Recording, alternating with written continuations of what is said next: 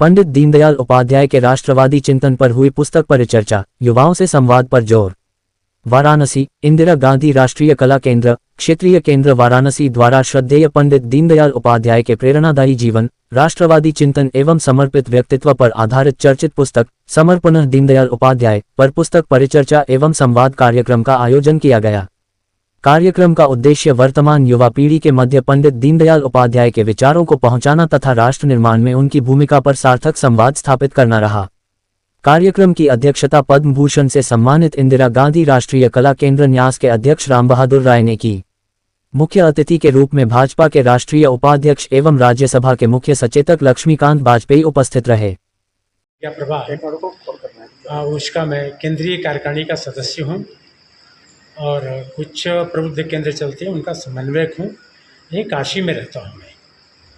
Sir, बात की जाए किस तरह के कार्यक्रम, किस तरह के विवेचन, क्या कहना चाहिए? प्रश्न करिए।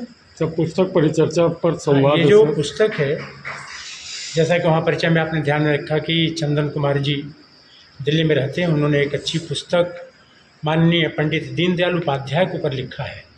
पुस्तक के नाम से पता चलता है कि यह पुस्तक भारत के अंदर भारतीय ज्ञान परंपरा और भारत की संस्कृति और दर्शन के अनुसार नाम रखा समर्पण। तो ये समर्पण अपने आप में पूर्ण समर्पण या सरेंडर नहीं है। कभी कभी समर्पण को लोग अंग्रेजी में सरेंडर करने लगते हैं। तो सरेंडर के यानी आत्मसमर्पण किया। भारतवर्ष के अंदर एक ऐसे कार्यकर्ता जिन्होंने अपना पूरा जीवन अपने भविष्य को, अपनी संपूर्ण संकल्पनाओं को, अपने जीवन के लिए सारी सोच को राष्ट्र को समर्पित करने वाले ऐसे माननीय एक महान व्यक्तित्व पंडित दीनदयाल जी उपाध्याय के विषय में यह पुस्तक है। राष्ट्र के विषय में, समाज के विषय में, अर्थ के विषय में, विश्व के विषय में, दुनिया के अंदर एक वातावरण है वो तो स्पष्ट धारणाएं नहीं हैं। उन सारे विषयों पर दीनदयाल जी ने बहुत ही स्पष्टता से समझ में आने वाली शैली में उन्होंने अपने विषय रखे। और इस देश के अंदर आने वाली पीढ़ी, अब तो अनेकों ऐसे कार्यकर्ता मिल जाएंगे, ऐसे स्कॉलर्स मिल जाएंगे, ऐसे एकेडमिशियंस मिल जाएंगे। देश के अंदर सैकड़ों की संख्या में आज दीनदयाल जी के ऊपर रिसर्च हो रहा है। आज की यह जो पुस्तक है, ये लिखित चंदन कुमार द्वारा, ये निश्चित तौर से एक अच्छे संदर्भ ग्रंथ के रूप में, और दीनदयाल जी के ऊपर किसी को कुछ विषय रखना हो तो यह विषय उसके लिए बड़ी उपयोगी साबित होगी। उसी के विमोचन का यह कार्यक्रम, परिचर्चा का कार्यक्रम यहाँ पर आयोजित है। धन्यवाद। जी, मेरा नाम अजय शर्मा, मैं दिल्ली से आया हूँ। इसी विमोचन में क्या कहना चाहिए इस किताब में? चलिए, ये दीनदयाल उपाध्याय जी, स्वर्गीय दीनदयाल उपाध्याय जी की किताब समर्पण है। उसका जो विमोचन बनारस में इंदिरा गांधी कला केंद्र में हुआ, अभी सभी लोग जो अतिथि आए थे उन्होंने की, हमें भी बड़ा खुशी हुई। साथ के साथ मैं यही कहूँगा कि दीनदयाल उपाध्याय जी का जो वर्णन है, जो जीवनी है, उस जीवनी को दीनदयाल जी अपने साधारण बन के रहे और औरों को उन्होंने साधन उपलब्ध कराए, उन्होंने रास्ते बताए। जैसे कि अभी उन्होंने कहा, चंदन जी ने, शहर से लेकर आखिरी गांव तक के नागरिक को एक उनकी व्यवस्था, तो उन्होंने हमारा बच्चे जो गरीब लोग हैं उनके लिए व्यवस्था है, उनके बच्चे पढ़ें।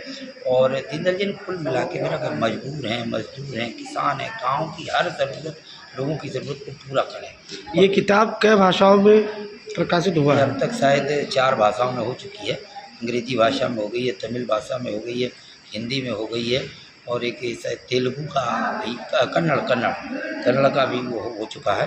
तो तकरीबन 4 भाषाओं में। आज किस भाषा में तक? आज हिंदी में भाषा में हुई है, और ये इंदिरा गांधी कला केंद्र का, और मुझे बड़ी खुशी प्राप्त हुई। और क्या है सर? देखिए, यह पुस्तक जो है पंडित दीनदयाल जी के जीवन समर्पण पर आधारित पुस्तक है। इसका नाम है समर्पण दीनदयाल उपाध्याय। पंडित दीनदयाल उपाध्याय जी ने इस राष्ट्र के प्रति, इस राष्ट्र के नागरिकों के प्रति अपना सर्वस्व जीवन जो है वो समर्पित किया। निज हित, निज स्वार्थ कहीं उनमें झलक तक नहीं दिखा पाई।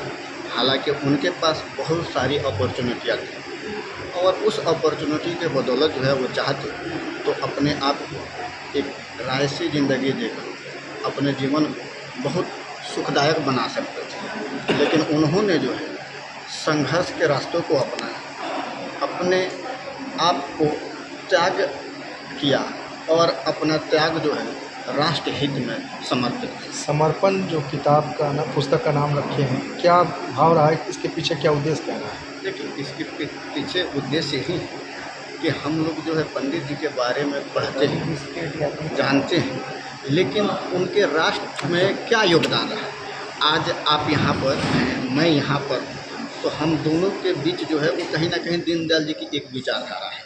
दीनदयाल जी भी कई पत्र पत्रिकाओं में जो है संपादक रहे, लेकिन कहीं पर कोई मानदेय कभी नहीं लिया। उनके विचारों के प्रति जो है समानता रही। उनका जो भाव था वो अंत्योदय का भाव था। अंत्योदय का भाव मीन्स अंतिम पंक्ति के अंतिम व्यक्ति तक हमारी जब तक व्यवस्था ना पहुँचे, वो आर्थिक रूप से शारीरिक रूप से सक्षम ना हो, तब तक इस राष्ट्र का विकास जो है संभव नहीं है। इस देश के हित में जो है कुछ नया नहीं किया जा सकता है।